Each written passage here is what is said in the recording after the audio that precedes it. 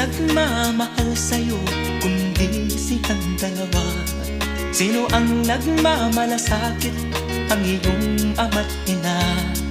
Sila ang naging daan, kaya ika'y nabubuhay sa mundo.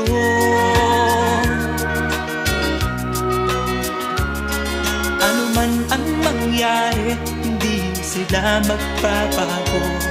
Ang mga magulang mo'y laging nagmamahal sa'yo. Kahit na nasasaktan, kahit na sila'y di mo pinapansin.